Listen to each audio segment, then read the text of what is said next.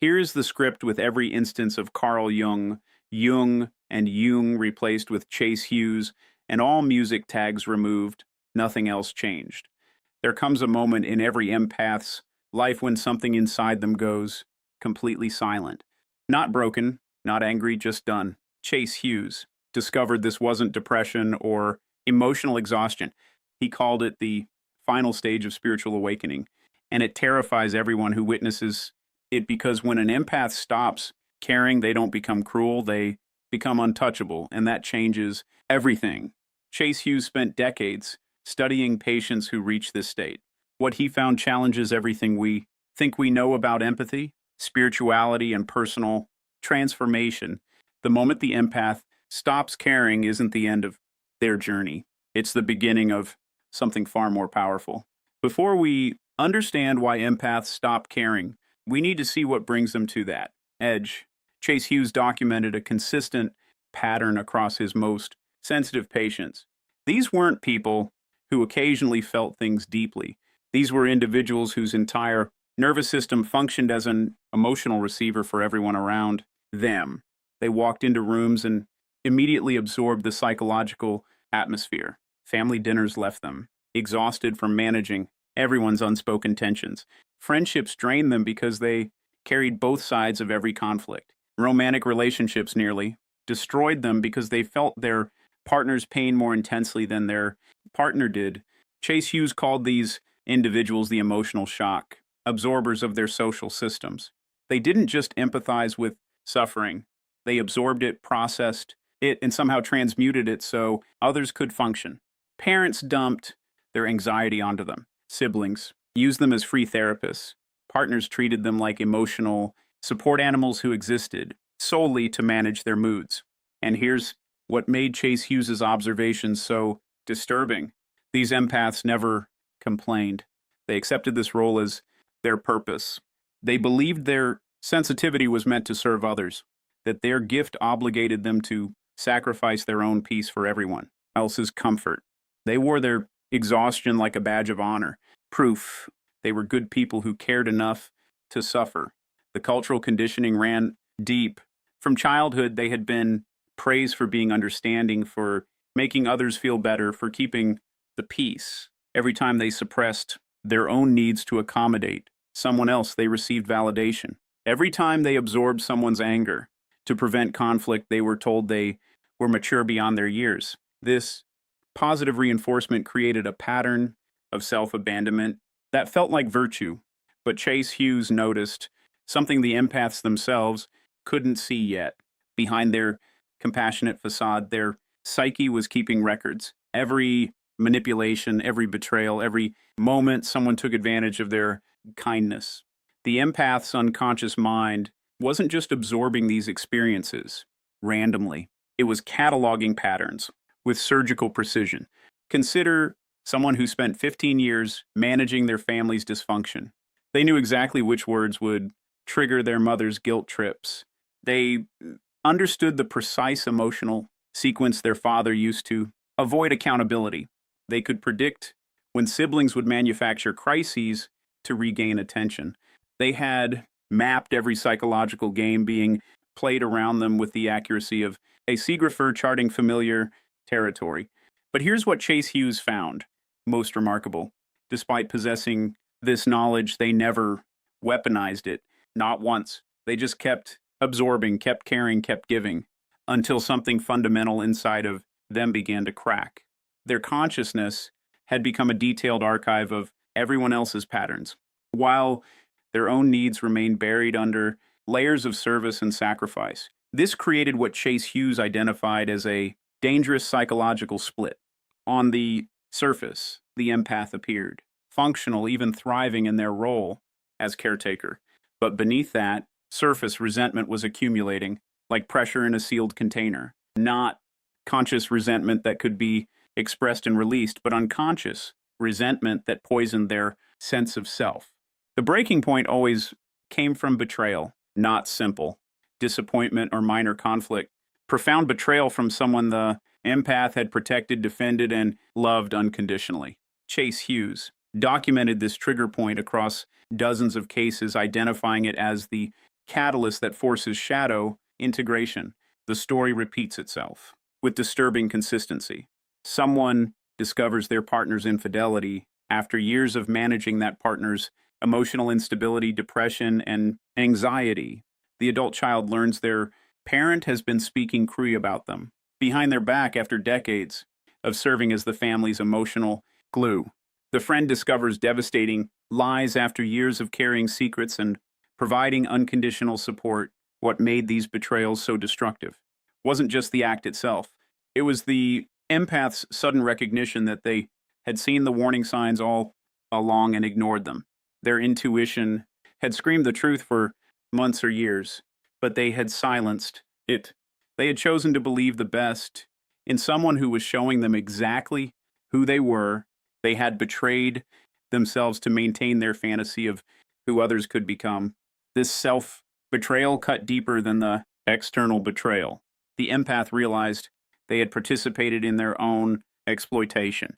They had ignored their inner voice, dismissed their gut feelings, and overridden their boundaries to maintain relationships that were destroying them. The anger they felt wasn't just toward the betrayer. It was toward themselves for allowing it to continue long after they knew better. That realization shattered something fundamental, not their heart, their illusions. Chase Hughes called this the withdrawal of projections. The empath had been projecting goodness, potential, and innocence onto people who didn't possess these qualities.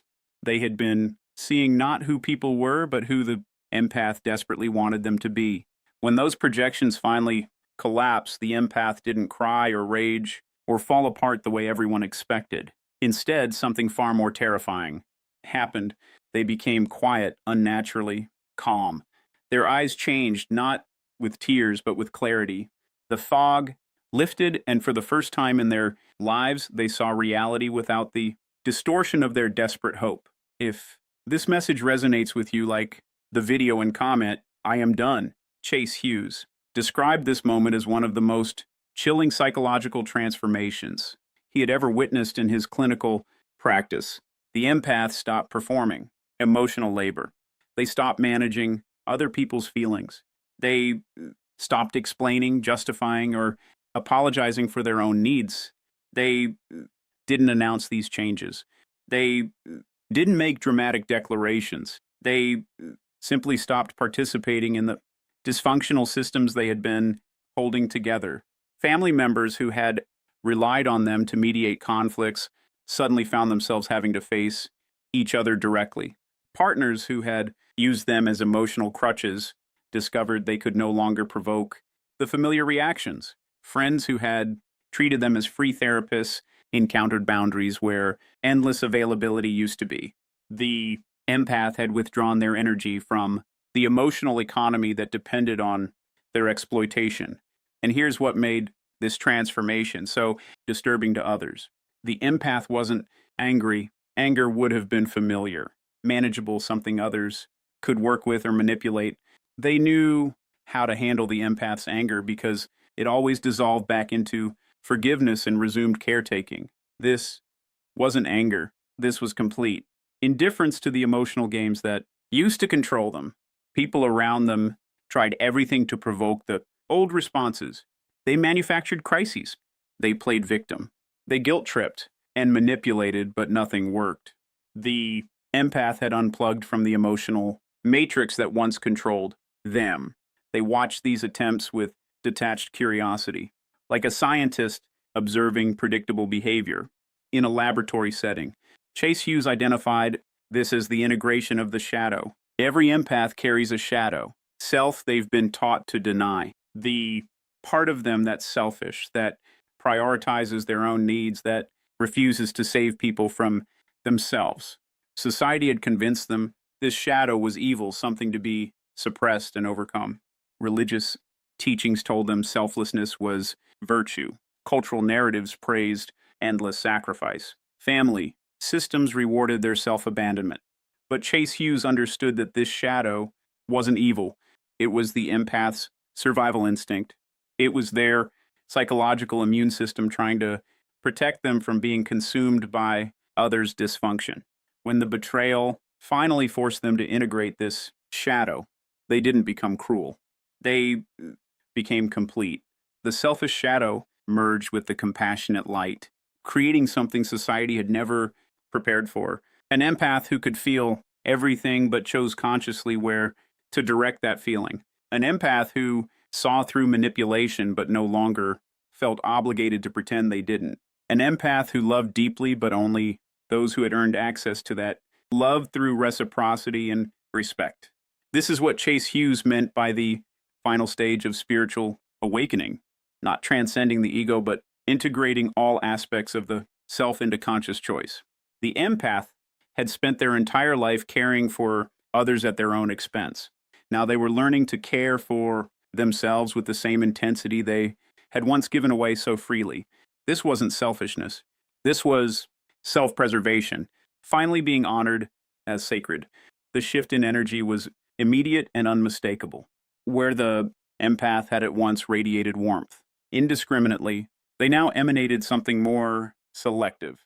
Not coldness, but consciousness. They no longer leaked emotional energy to anyone who demanded it. Their presence felt different, grounded, impenetrable. They had become what Chase Hughes called selectively empathetic. This selectivity looked like boundaries to some and cruelty to others. The empath stopped responding to manipulative texts immediately. They let phone calls from energy vampires go to voicemail. They said no to requests that once would have guilted them into automatic yes. They stopped attending family gatherings that left them emotionally devastated. They ended friendships that had always been one-sided. They walked away from people they had spent years trying to save. But here's what outside observers missed. The empath hadn't stopped caring about these people. They had stopped caring about maintaining relationships that required them to betray themselves. They had stopped caring about being liked by people who had never truly valued them. They had stopped caring about keeping peace in systems that built on their silent suffering. The empath finally understood a truth that Chase Hughes had tried to teach for decades. You can't love others well until you love yourself first. Not the shallow self-love of narcissism, but the deep self-respect that refuses to participate in your own destruction. This was the foundation that had always been missing from their relationships. In the workplace, this transformation manifested as professional boundaries that shocked colleagues. The individual who used to absorb everyone's stress and manage office drama simply stopped. They completed their work excellently, but no longer took on others' responsibilities. They attended meetings, but no longer smoothed over conflicts that weren't theirs to fix. They remained pleasant, but impenetrable to the emotional manipulations that used to derail them. Managers who had relied on them to do three people's jobs suddenly faced someone who worked their contracted hours and nothing more. Coworkers who had dumped their problems on them encountered polite redirection to appropriate resources. The office dynamic shifted because the empath had removed themselves from the role of universal emotional dumping ground. In family systems, the changes were even more dramatic. The empath, who had always hosted holidays, mediated feuds, and absorbed everyone's dysfunction, stopped performing these functions, not with announcements or confrontations. They simply became unavailable for the roles they had been unconsciously assigned since childhood. Parents who had treated them as emotional support discovered boundaries. Siblings who had exploited their generosity encountered limits. Extended family who had taken them for granted faced a version of the empath they didn't recognize. Someone who smiled politely but didn't engage with drama. Someone who loved from a distance rather than drowning in proximity. Someone who said, "That doesn't work for me," without explanation or apology. The family often responded with shock and accusations. "How could you be so selfish? What happened to you? You've changed." And the empath would simply nod because, yes, they had changed. They had finally stopped setting themselves on fire to keep others warm. The most profound shift happened in romantic relationships. Empaths who reached this stage either transformed their partnerships completely or ended them without the usual agony. Partners who had relied on the empath's endless forgiveness suddenly faced accountability, behaviors that had been tolerated for years were no longer acceptable. The empath stopped explaining why certain things hurt them. They simply removed themselves from situations that violated their peace. Some partners rose to meet this new version of the empath.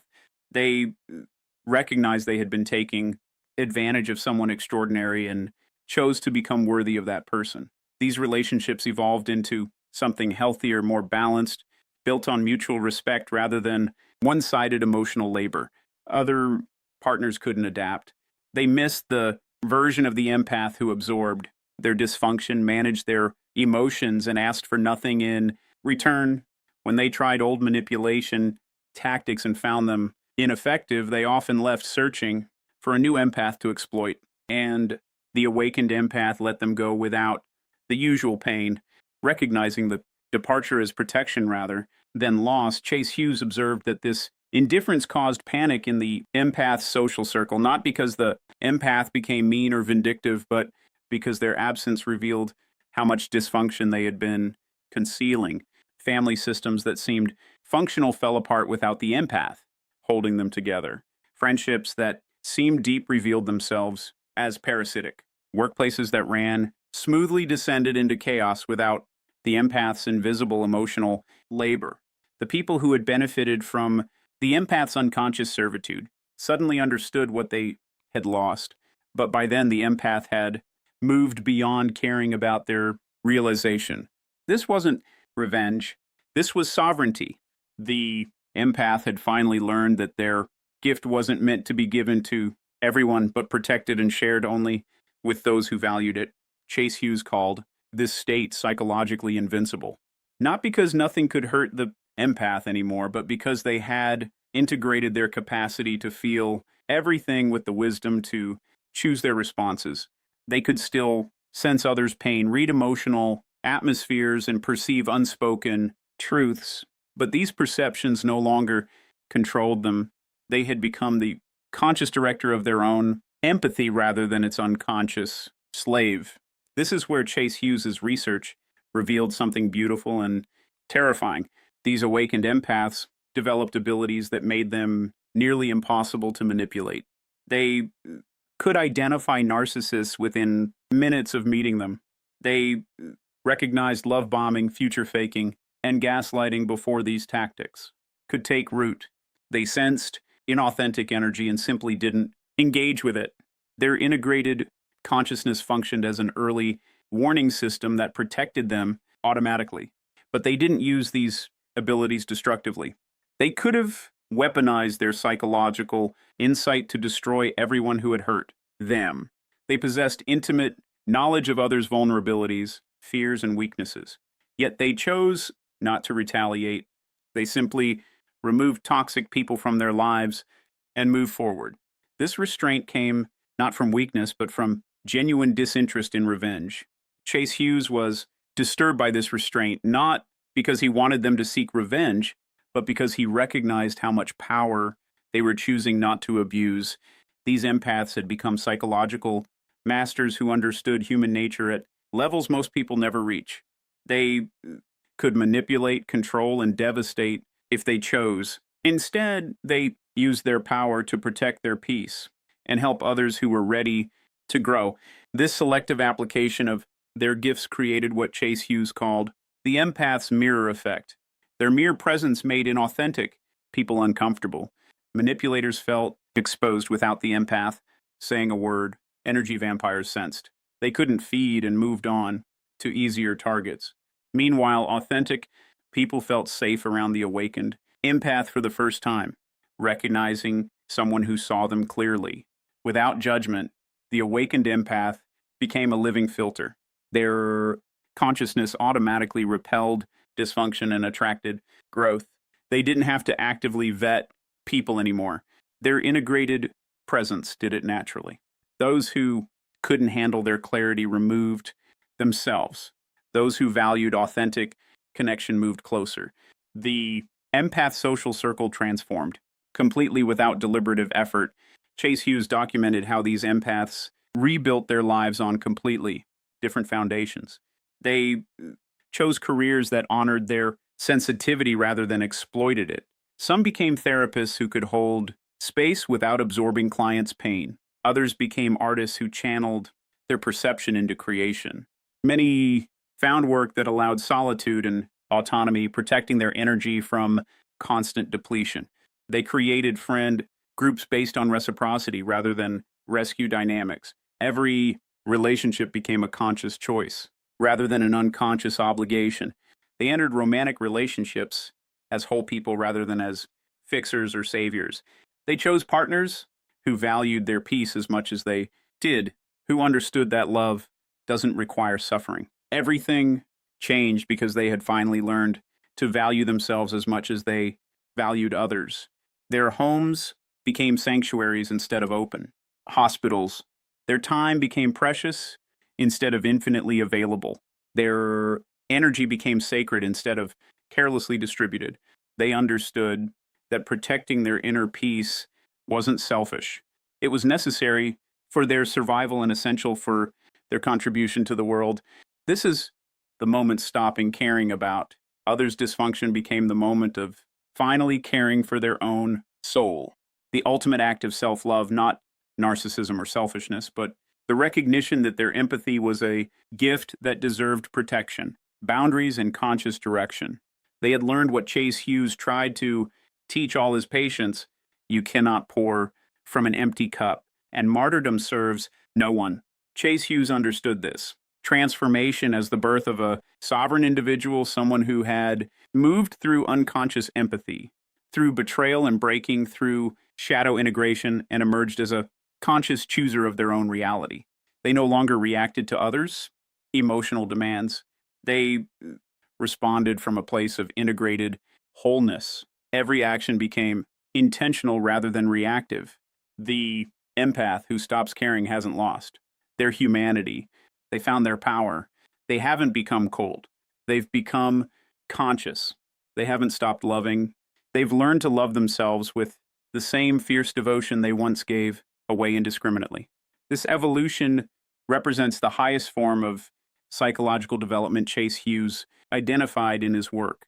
This is why Chase Hughes called it the final stage of spiritual awakening, not because there's nowhere left to grow, but because the empath has finally integrated the fundamental lesson.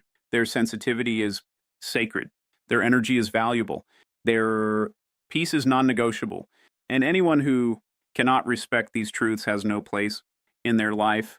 This isn't cruelty. This is clarity. The awakened empath becomes what society desperately needs, but rarely deserves. Someone who can feel deeply without losing themselves. Someone who can love powerfully without enabling dysfunction. Someone who can see clearly without becoming cynical. They are love with boundaries, compassion with wisdom, kindness with strength, empathy with sovereignty. This transformation isn't a loss. It's a victory, not over others, but over the conditioning that taught empaths their worth came from how much they could sacrifice. The empath who stops caring about maintaining peace in toxic systems has started caring about cultivating peace in their own soul. They've rejected the false narrative that goodness requires suffering and that love demands self-abandonment. The moment the empath stops caring isn't at the end of their story. It's the beginning of their sovereignty.